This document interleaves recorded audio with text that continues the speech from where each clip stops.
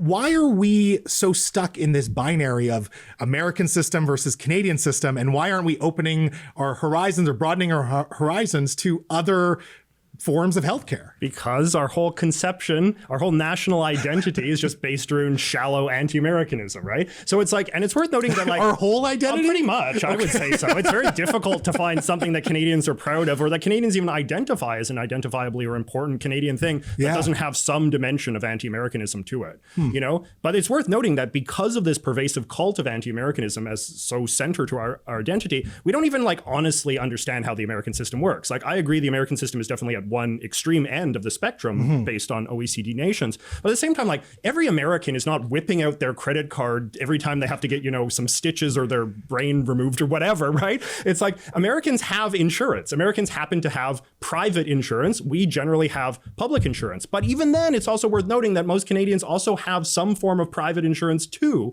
right? When it comes to covering all of the things that are not covered by the medical plan. And we also have private insurance to cover the dentist. You know, I just went to the dentist yesterday and, you know, I have to pay within my Blue Cross thing, which I pay into, right? So it's like we have the capacity to sort of like understand these sort of nuances because in many ways we already live them because there's already large segments of the insurance and healthcare system in this country that's already privately run.